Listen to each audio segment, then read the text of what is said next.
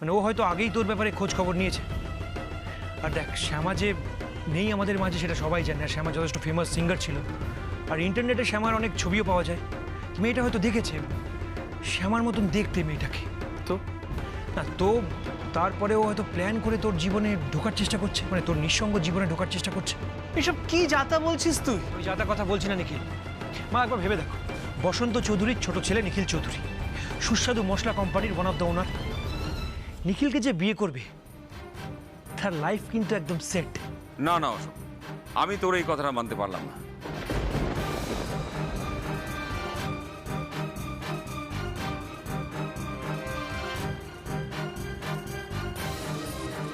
আমি অনেকক্ষণ ধরে সিঁড়ির ওপর দাঁড়িয়ে তোদের কথা শুনছিলাম। আমার স্থির বিশ্বাস মেয়েটি সম্পর্কে তুই ভুল ধারণা করছিস। আমি তো সামনে থেকে দেখেছি মেয়েটাকে। আমার কখনোই মনে হয়নি যে মেয়েটা ওইসব চক্রান্ত করতে পারে বলে। একদমই তাই। জানো তো, আমারও এই কথার মনে হয়েছে। ওরা নিজেরাই যথেষ্ট বড় লোক, ওরা খামোকা আমাদের সম্পত্তি নিয়ে কেন টানাটানি করবে বলতো? আর তাছাড়া কত ফর্সা টুকটুকে সুন্দর একটা মেয়ে, ওনাদের নিখিল ছাড়ার কোনো পাত্র জুটবে না? এ তুমি বিশ্বাস করো? না না না, এ হতেই পারে না। তবে জানো, একটা চিন্তা আমাকে করে করে খাচ্ছে বারবার। কি জানি বাবা, আমি তোর ভালোর জন্যই আজকে মন্দিরে নিয়ে গেলাম, যাতে ওর মনটা শান্ত হয়। অলোককে সেই কথাই বলছিলাম, হঠাৎ করে আচমকাই ওই মেয়েটি যেন সামনে চলে এলো। আমি আমি জানি না আমার নিখিল কিভাবে নেবে এই ঘটনাটাকে। ও আবার কষ্ট পাবে না তো? কি জানি, সব ঠিক হবে তো? এই জন্যই তো আমি প্রথম দিন থেকে বলছি এই মেয়েটাকে নিখিলের থেকে দূরে রাখা উচিত। এই মেয়েটা নিখিলের মাথায় চাপ সৃষ্টি করছে। দেখো, এই মেয়েটাকে অ্যাভয়েড করা উচিত কিন্তু আমাদের। অ্যাভয়েড আমি করছি মেজদা ভাই, কিন্তু বারবার যদি মেয়েটা আমার চোখের সামনে চলে আসে আমি কি করবো বল? অভদ্রের মতো মুখ ঘুরিয়ে নেবো? That is not possible. Nikhil, তুই কি মেয়েটার সঙ্গে কথা বলেছিস? হ্যাঁ বাবা, আমি বলেছি। আজ মাও কথা বলেছে। বাবা, সব থেকে স্ট্রেঞ্জ ব্যাপারটা কি জানো? মেয়েটা অবিকল শ্যামার মতো দেখতে তো ঠিকই, কিন্তু মেয়েটার গলার ভয়েসও পুরোপুরি এক। কি করে হতে পারে বাবা? শুধু শ্যামা আস্তে আস্তে কথা বলতো আর এই মেয়েটা একটু ফাস্ট কথা বলে, তাছাড়া কোনো ডিফারেন্স নেই। এবার তুমিই বলো বাবা, বারবার ওই মেয়েটা আমার চোখের সামনে চলে আসছে, আমার শ্যামার কথা মনে পড়ছে, আমি কি করব? এই পুরো সিচুয়েশনটা আমি অ্যাভয়েড করতে চাই, কিন্তু জাস্ট অ্যাভয়েড করতে পারছি না। করে না, সব ঠিক হয়ে ভালো যাবে। লাগছে না বাবা, প্লিজ শোন না, প্লিজ নিখিল, আমাকে একটু একা ছেড়ে দাও। নিখিল, দেখলে বাবা, আমি বারবার বলছি নিখিলের সামনে ওই মেয়েটার প্রসঙ্গ তুলো না। এইভাবে চলতে থাকলে পুরো নিখিলের মাথাটা খারাপ হয়ে যাবে একদিন। এই অশোক, কি যাতা কথা বলছিস অশোক? নিখিল তোর ছোট ভাই। দেখো মা, আমি নিখিলের কথা ভেবেই বলছি। সবসময় যদি শ্যামা শ্যামা করতে থাকে, ওর মাথা ঠিক থাকবে? ওকে তো স্বাভাবিক জীবনে ফিরতে হবে নাকি? এবং তার জন্য দরকার ওর একটা বিয়ে দেওয়া।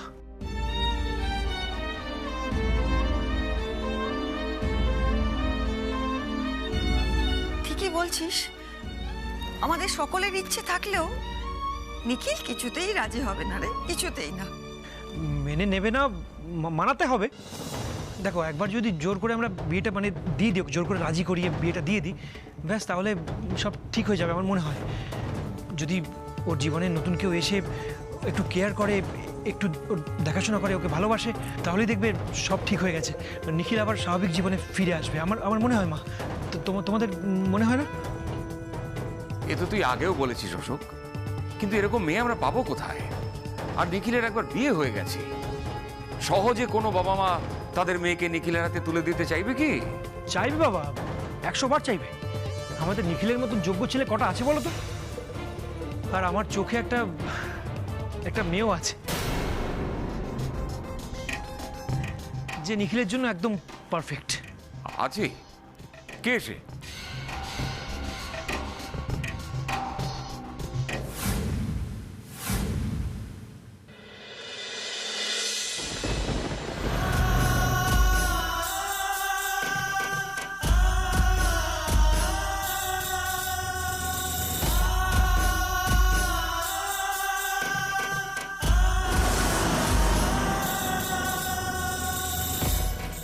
নিজের জীবনটা আবার নতুন করে শুরু করো, জীবনটাকে নিজের কন্ট্রোলে আনার চেষ্টা করো। আপনাকে সবার সঙ্গে তালে তাল মিলিয়ে চলতে হবে। দেখুন, পিছিয়ে পড়ার মধ্যে কিন্তু কোনো আনন্দ নেই।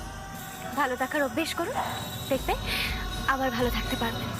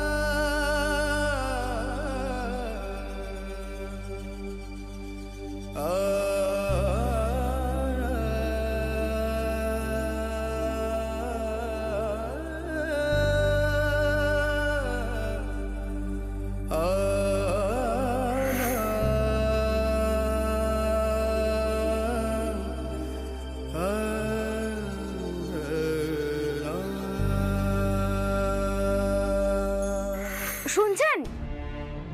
আমাকে বলতে পারেন আপনার শরীর খারাপ লাগবে, শুনছেন?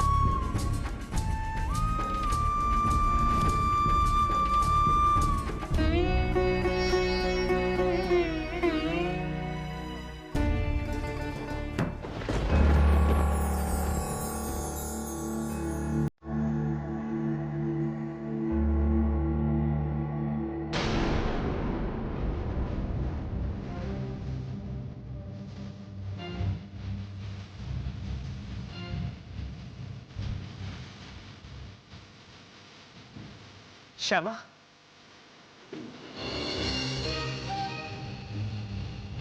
এত অস্থির হয়ে থাকলে চলবে বলো তো? আমি কেন অস্থির হয়ে আছি সেটা তুমি বুঝতে পারছো না। জীবনের মাঝ পথে তুমি আমাকে একা ছেড়ে দিয়ে চলে গেছো। কেন শ্যামা, কেন? আমি যে বড্ড একা হয়ে গেছি। I'm really lonely. আর এদিকে অবিকল তোমার মতো দেখতে একটা মেয়ে বারবার আমার সামনে চলে আসছে। কেন শ্যামা, কেন? আমি যে কিছু বুঝতে পারছি না। আমার এখন শুধু একটাই মোটিভ, প্রতিশোধ। যারা যারা তোমাকে আমার থেকে দূরে সরে নিয়েছে তাদেরকে শাস্তি দাও, বদলা নেওয়া। কিন্তু ওই মেয়েটা বারবার আমার সামনে কেন আসছে শ্যামা? আর তাই আমার মনে হচ্ছে যে কোথাও না কোথাও এই পৃথিবীতে তুমি আছো। আচ্ছা শ্যামা, একটা কথা আমাকে সত্যি সত্যি বলবে, ওই মেয়েটাই তুমি না? বলো না। জানি না আমার কেন মনে হচ্ছে যে ওই মেয়েটাই তুমি। প্লিজ প্লিজ আমাকে সত্যিটা বলো না।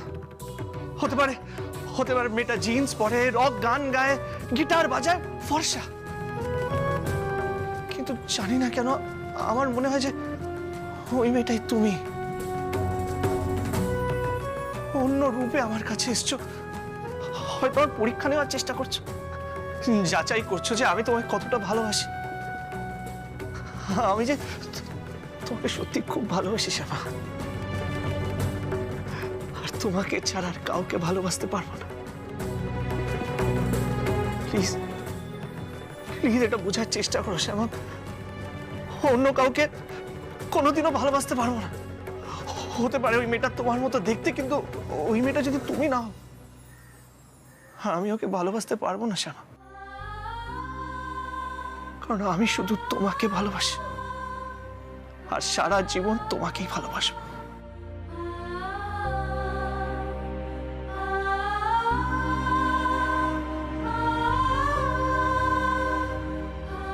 কিন্তু আমি যে আর কখনোই ফিরবো না।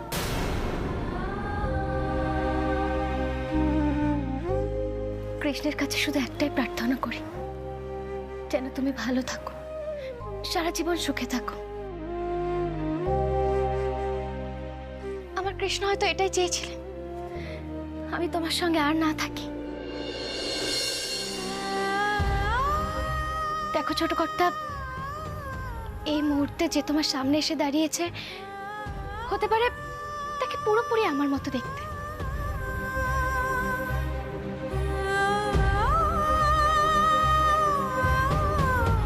কিন্তু সে একজন নতুন মানুষ, আর সেই নতুন মানুষটার সঙ্গে তোমার জীবনটাকে নতুন করে শুরু করতে হবে। হ্যাঁ ছোট কথা, হয়তো সে তোমাকে আমার মতোই ভালোবাসবে, বলো না? তারপরেও তুমি তাকে মেনে নেবে না? তার ভালোবাসাটাকে প্রত্যাখ্যান করবে? বলো না, বলো, উত্তর দাও না। ছোট কথা, সামনে তোমার পুরো জীবনটা পড়ে আছে। শুধুমাত্র আমার কথা ভেবে ভেবে যে পরবর্তীকালে তোমাকে সত্যি ভালোবাসবে, তাকে তুমি কষ্ট দিতে পারো না। তাই বলি কি, যাকে দেখে তোমার মনে হয় তোমার শ্যামা তোমার কাছে ফিরে এসেছে, তার সঙ্গে নতুন করে জীবনটা শুরু করো ছোট কর্তা। হ্যাঁ, তাতে তাতে তোমার ভালো হবে। আর একটা কথা সব সময় মনে রাখবে, তোমার শ্যামা সব সময় তোমার সঙ্গে আছে, তোমার পাশে আছে তোমার শ্যামা। হয়তো সেও তোমাকে ভালোবাসে, তোমাকে পছন্দ করে সে। সত্যি সত্যি হয়তো মনে মনে সে তোমাকে চায়।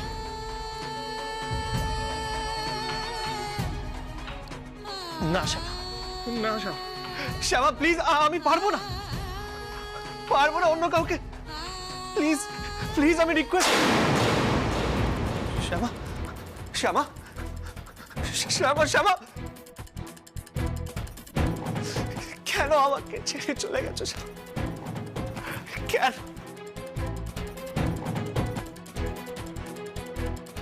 কেন বুঝতে পারছো? তোমাকে ছাড়া এই জীবনে আমি কাউকে ভালোবাসতে পারবো না।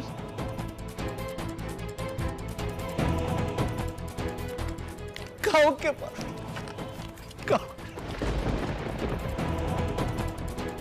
এভাবে কষ্ট পেয়ে আর কতদিন থাকবেন বলুন তো? মানে সত্যি সত্যি কি এভাবে একটা মানুষ কখনো বাঁচতে পারে? আমাদের জীবনটা হলো নদীর মতো, সে সব সময় চলে, কখনো থামে না।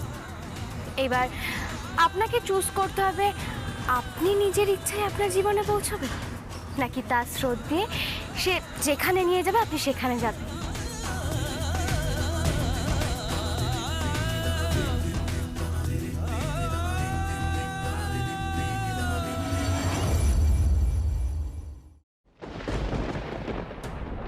এমন কোন মেয়ে থাকতে পারে অশোক, যে নিখিলকে শ্যামার কথা ভুলিয়ে দিতে পারবে?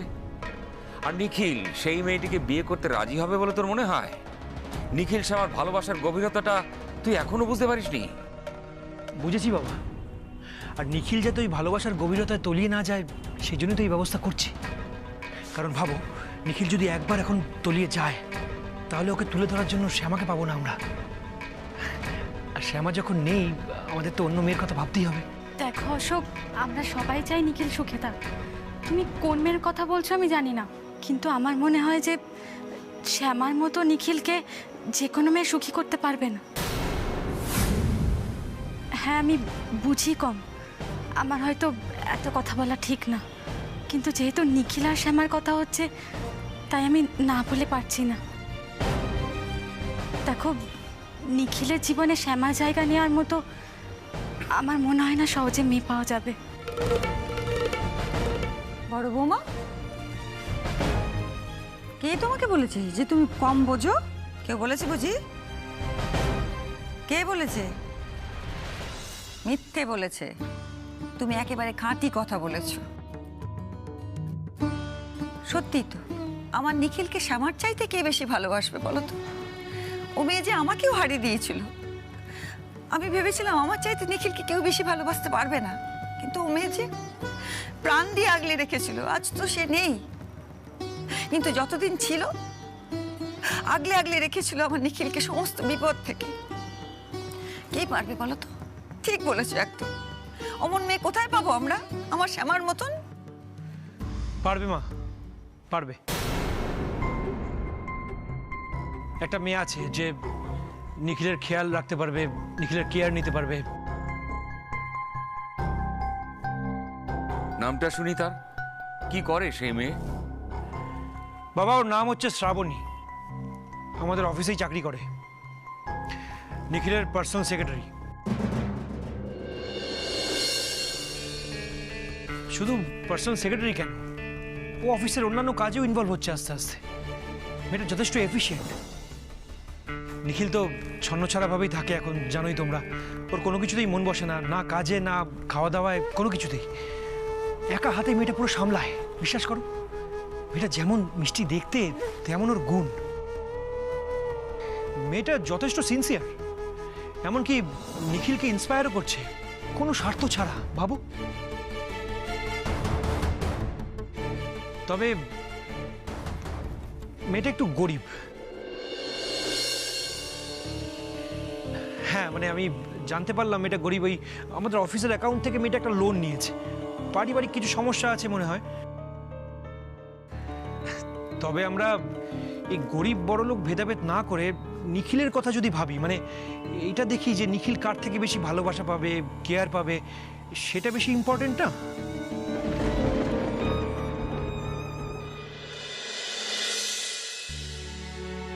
জানিস তো, আজকে ওই নিখিল ছেলেটাকে দেখে না আমার খুব খারাপ লাগলো রে। আমি না সারাক্ষণ খালি ওর মায়ের কথা ভাবছি। হ্যাঁ, আমারও ওকে দেখে খারাপ লাগছিল। তা তো হবেই, বল না, এত অসময়ে যদি কারোর সঙ্গী চলে যায় সে তো ভেঙে পড়বেই, বল। একে মা, তুই কোথায় যাচ্ছিস? একটু বেরোচ্ছি মাম, কি করবো বলো? কোথাও যাবি না, এই মাত্র মন্দির থেকে এলি, এখন একটু রেস্ট নে। এই সারাক্ষণ বাইক নিয়ে ঘুরে বেড়ানো না আমার একদম ভালো লাগে না। হ্যাঁ, কোথায় যাচ্ছিস বলতো? বেরোচ্ছি শপিং এ। আরে শপিং এ যাচ্ছিস? চল চল, আমিও যাবো। কলকাতা আসার পর তো আমার শপিংই করা হয়নি। চল, আমাকে নিয়ে চল। না রে মনি, আমি তোকে নিয়ে যেতে পারবো না। এক সেকেন্ড, কেন নিয়ে যেতে পারবি না? কেন আবার? তুই আমার সঙ্গে যাবি, তারপর বেশি বেশি করে শপিং করা শুরু করবি, আর তারপর মাম এটা করিস না, মাম ওটা করিস না, মাম এখানে যাস না, মাম ওটা খাস না, এটা খাস না, এইসব বলে আমাকে ডিস্টার্ব করবি। আর তারপর যেই তোর শপিংটা কমপ্লিট হয়ে যাবে, মাম বাড়ি চল না, মাম মাম কখন বাড়ি যাবি, খুব খিদে পেয়েছে, চল না চল না, এইসব বলে আমাকে ডিস্টার্ব করবি। তাই আমি তোকে নিয়ে যাব না। এই মনি, জানিস তো, এই যে আমি একা একা বেরোচ্ছি, তাতে না আমি আমার গানের জন্য প্রচুর এলিমেন্টস খুঁজে পাচ্ছি। আর এই কলকাতা শহরটা ভীষণ ইন্টারেস্টিং। এই শোন না, আমি অলমোস্ট একটা গান রেডি করে ফেলেছি, আজকে বেরোনোর পর কমপ্লিট করে ফেলবো, তোকে এসে শোনাবো, শুনবি তো? By mom. বাই কি? একদম বাই না, চুপ করে বসো। একটু আগে বলছিলি যে খিদেতে পেটে ছুঁচে জন্মাচ্ছে, এখন না খেয়ে বেরিয়ে যাচ্ছ, কোথাও যাবে না। আমার কথাটা শোনো, আমি বাইরে খেয়ে নেবো। গায়ত্রী, চেপে ধর, কোথাও যেন না যায়। আমি খাবার নিয়ে আসছি, আমি খাবার নিয়ে আসছি। মম তুমি যাবে না, শোনো। আরে মনি ছাড় না, মনি ভালো হচ্ছে না কিন্তু তুই আমাকে শপিং এ না নিয়ে গেলে এটাই হবে। তুই ছাড় না মনি, দূর বাবা। তুইও না জানিস এই কলকাতার রাস্তায় কত ইন্টারেস্টিং খাবার পাওয়া যায়? হ্যাঁ রে, ডালপুরি, আলুর তরকারি, ভাবলেই না মনে আমার জিভে জল চলে আসছে রে। তাই নাকি? কনসার্টের আগে এই খাবারগুলো খাবি, তারপর শরীর খারাপ হলে কি হবে ভেবেছিস? হ্যাঁ রে, এই খাবারগুলোই আমি খাবো। এ কি মম, এটা কি? মম না, আমি কিন্তু এই বোরিং খাবারটা খাবো না মম। শোন শোন শোন শোন শোন শোন শোন শোন, এটাকে ডালপুরি আলুর দম মনে করে খেয়ে নে। হাঁকার হাঁকার হাঁকার হাঁকার হাঁকার হাঁকার। গাড়ি চেপে ধর, হা হা হা হা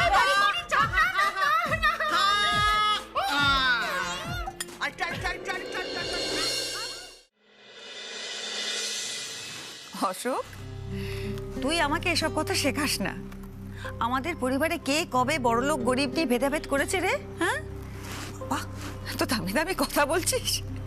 শোন না, আমার একটাই চিন্তা, আমার নিখিল যাতে ভালো থাকে। তোর যদি মনে হয় এই বিয়েটা হলে নিখিল ভালো থাকবে, নিখিল সুখী হবে, ও আবার আনন্দ করে বাঁচবে, তাহলে তাই কর। তাহলে একটা কাজ কর, তুই ওই মেয়েটির বাড়ির লোককে বল আসতে আমাদের সঙ্গে কথা বলে দেখি। আরে দাঁড়াও দাঁড়াও, আগে নিখিলের দিকটা দেখি। তুমি তো একেবারে এখানে পাত্রী দেখার তোড়জোড় শুরু করে দিলে। আগে জানতে দাও নিখিল ওই মেয়েটিকে কি চোখে দেখে। কি চোখে আবার দেখবে বাবা? কোম্পানির একজন এমপ্লয়ি হিসেবে দেখে।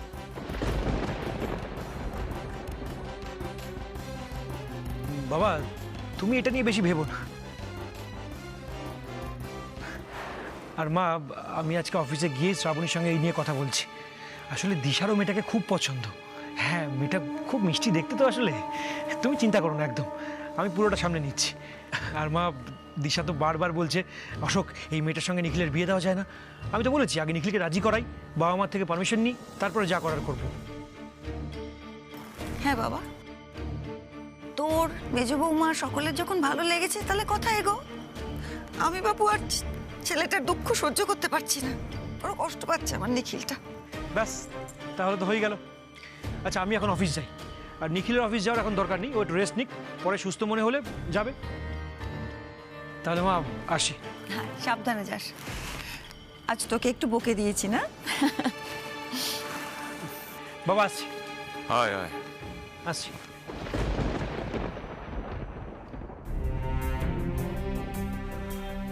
জামাই দাদা, অশোক যাই বলুক না কেন, নিখিলকে আমি যতদূর চিনি অফিসের ওই মেয়েটাকেও বিয়ে করতে কিছুতেই রাজি হবে না।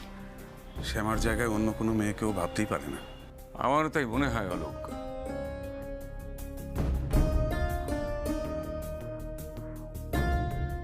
আমরা যখন নিখিলের বিয়ের চেষ্টা করছি আর তোমার মনেও যখন একই ভাবনা, তখন আমি একবার চেষ্টা করে দেখি না।